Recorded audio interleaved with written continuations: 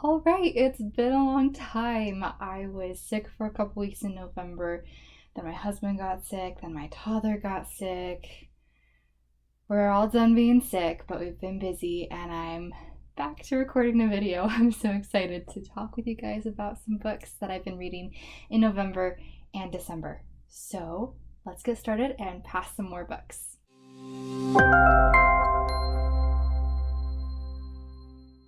So way back in November, while I was dealing with my cold, I snuggled down and read Wives and Daughters super fast. It was such a great cozy book to read while I was not feeling so good.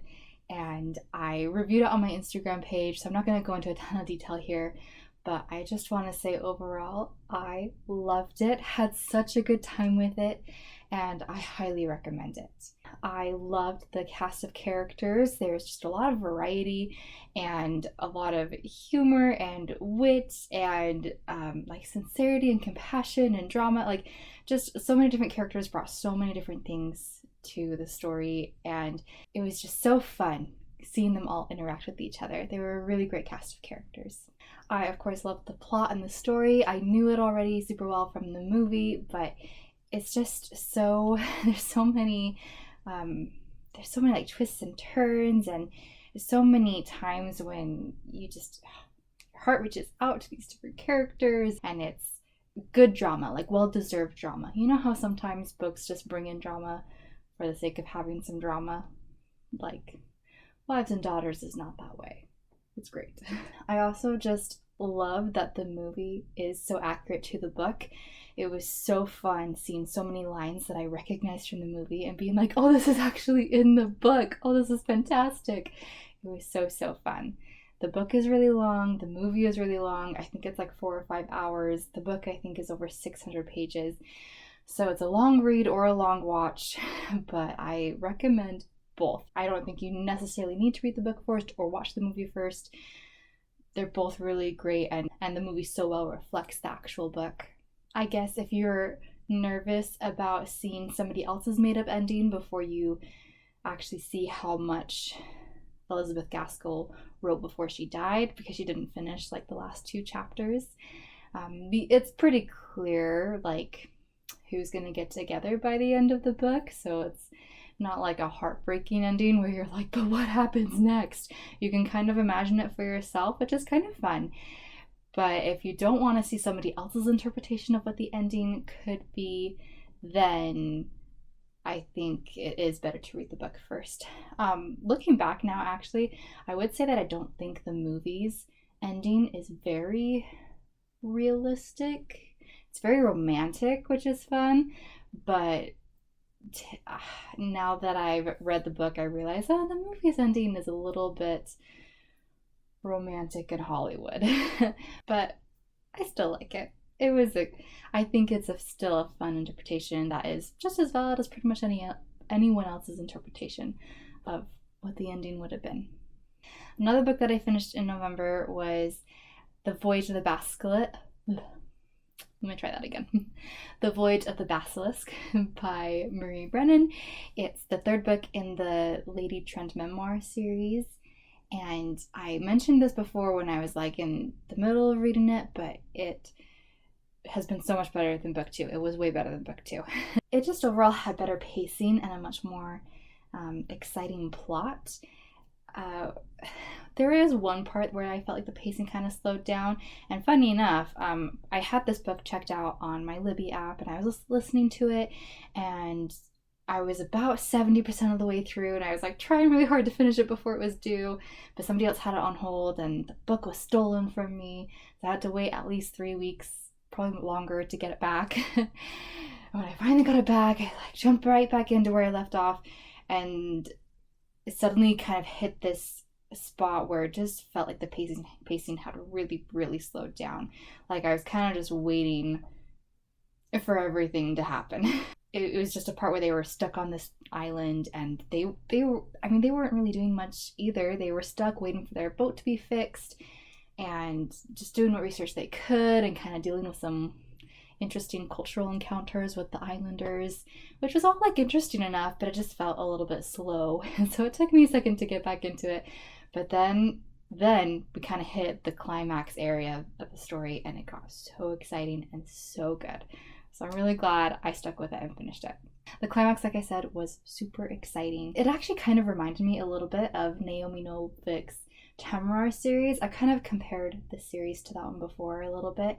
It just felt so much more like there was real intrigue happening, and like there were real political stakes, and it felt like Isabella was actually like influencing things, and it was really exciting. And I don't want to spoil what happens or kind of what trouble she finds herself in, but it was all very exciting, and to see her using ships and dragons and things to get out of tight spots and kind of change the course of history and what could have happened had some countries kind of gotten their way with what they wanted to do.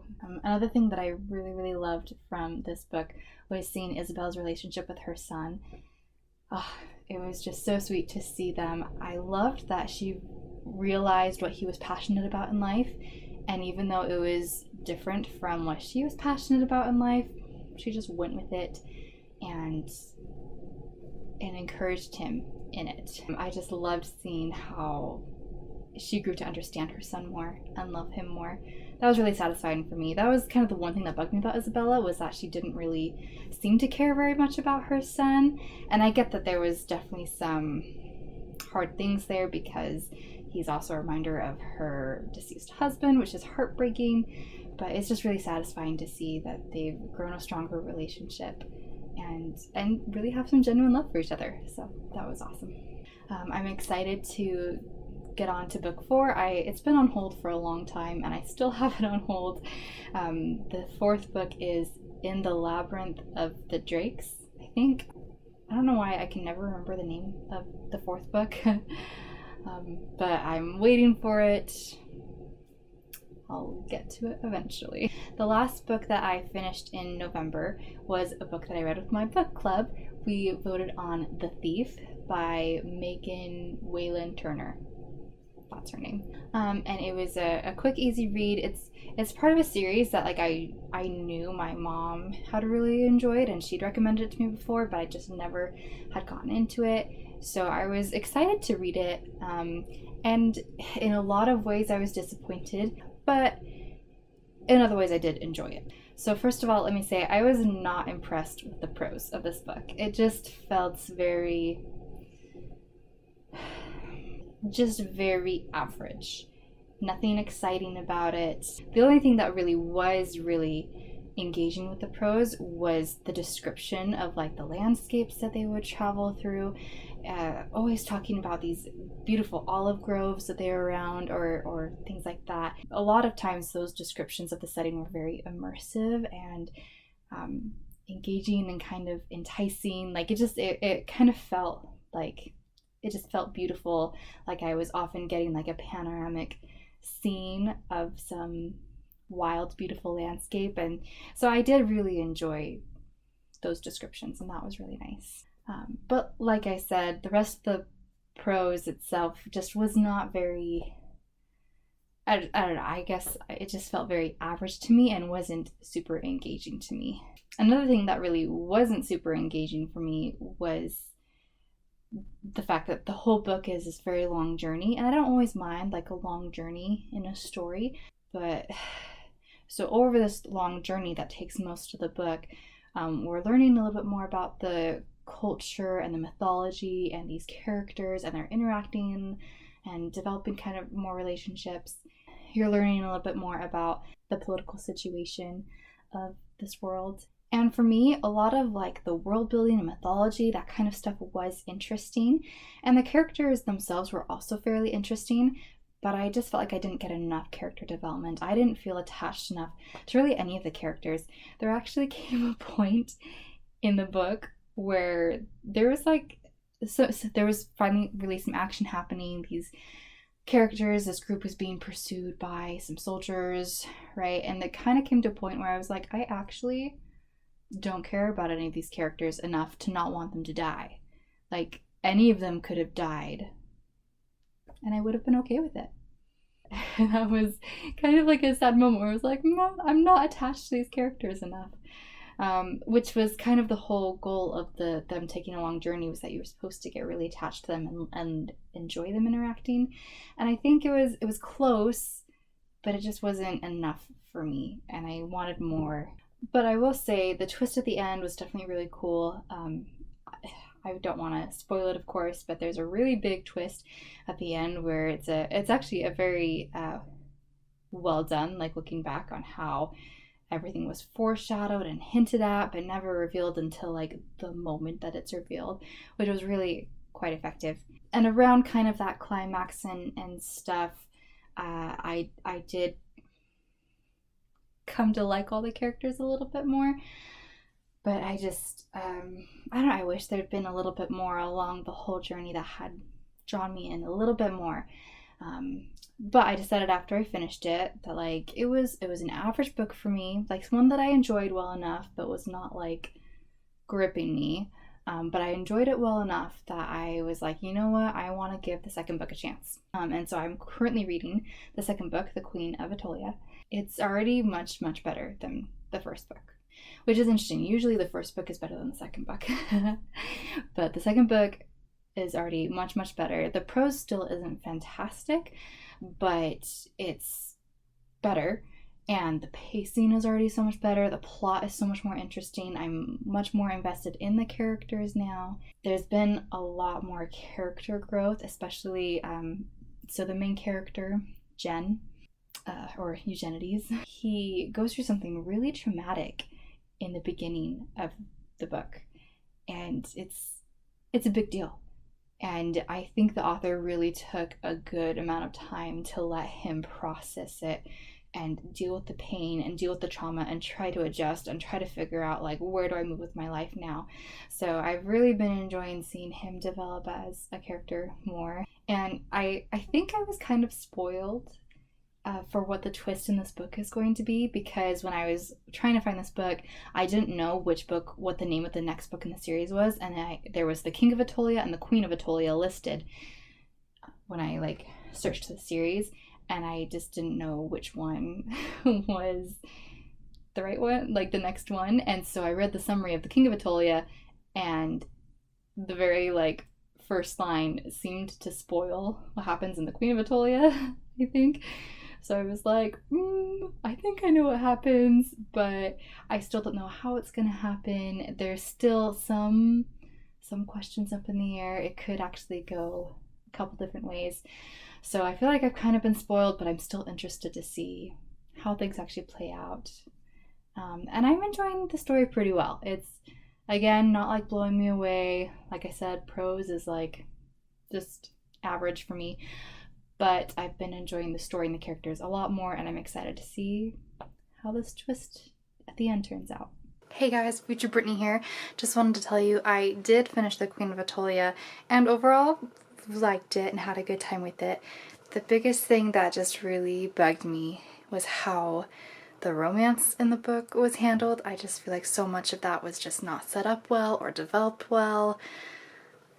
And I get that the author was really trying to add some kind of unique conflicts and keep you guessing about what would happen, but a lot of it just didn't work for me. I think it could have been handled way better and still had basically the same outcome and the same kind of interesting conflicts. I don't know. So disappointed with the romance line in it, but had a lot of fun with pretty much everything else about the book. The other book I've been really reading this month is another book from my book club. We voted on Beneath the Scarlet Sky. This is a book that is set during World War II in Italy when they're occupied by Germany, the Nazis. And it's all based on a true story. They did a ton of research on this man's story, and it's kind of blowing me away to see all these things unfolding and to realize that this is like something that really happened. It's like, obviously they've like changed some details or little things to make it a cohesive story or to fill in the gaps where they couldn't quite know for sure what really happened or confirm every fact, but like, it's a real story and it's crazy. So, the main character, Pino, he was living in Italy, in Milan, and the Germans are there. He and his family, they don't like the Germans, they don't like the Nazis, duh. And they're just waiting for the war to be over, and they are just hoping that it's gonna end like any day. And eventually Milan is getting bombed a lot, and so Pino's family sends him away to go live in this school. It's like a school run by a church, and he's sent to live there to get away from the bombings for a while. And while he's there, he finds out that the father, the main priest at this school, has been helping Jews sneak through Italy and get into Switzerland so that they can stop being hunted down by the Nazis. Basically, if you make it to Switzerland, you're safe. So Pino actually spends a bunch of time learning to hike certain routes along the border of Italy into Switzerland, and basically leads tons and tons of these families and individuals from Italy into Switzerland, and starts like working to like save all these Jews. And it's really intense, and times when they like almost get caught, or really dangerous situations like in snowstorms or things, and it's like it's all so intense. That's kind of like the general beginning, and I'm still only, I don't think I'm even quite halfway through the book. Maybe I am. He's actually been by this point in the book, he's been taken away from the school, and he's in like, it's just like all these crazy twists and turns keep coming that I'm just like, how did you get here? And it's, there's so much heartache that he goes through as he sees what the Nazis are doing, and the realities of war, and seeing bombs go off and things like that. And it's very, very hard, all the things that he's going through. But he's also like been making some very brave and smart decisions to help people where he can. And it's just been such a crazy ride, this whole story. And I'm really excited to see where it's going to go. I have no idea how it's going to turn out, because already where I am now compared to like where I was when he was guiding people like through the Alps, like it's so different what he's doing now. And so I'm just like, and I don't think I'm even halfway through the book, so I just am so curious to see where he's going to go from here, and what his story is going to turn into. It's heartbreaking, it's beautiful. I've already written down a few lines that have really inspired me about having faith and getting through hard times. It's been a really good read so far. I will say, again, the prose to me is not fantastic. It's a little bit average. I think there's also just, whenever there's like a scene break, sometimes there's just scene breaks in weird places where I'm like, you don't actually need a scene break there. I don't know, but I think a lot of those are more just like a personal preference, and to me the prose doesn't really take away from the story, especially because I do see it as someone really trying to stay true to what really happened, and trying not to get too flowery and into like, this is my version of what happened, right? The author's done a lot of research and taken a lot of time to try to get like the facts and as well as the emotion, and I think he's doing a good job of that. Other than that, I picked up like a parenting book that I've been reading. Not super far into it. We'll see how I like it. I started off Armageddon Reef and just kind of took a break because I was more interested in the Queen of Attolia and Beneath the Scarlet Sky, but I do plan to pick it back up pretty soon. I'm also anticipating getting some fun books for Christmas maybe, so we'll see what kind of new books I might have to read on my reading list come January. But I anticipate that by the end of December I'll finish the Queen of Attolia and finish Beneath the Scarlet Sky, and potentially start the King of Attolia and also off Armageddon Reef. And then also come January, my book club will vote on some new book to read.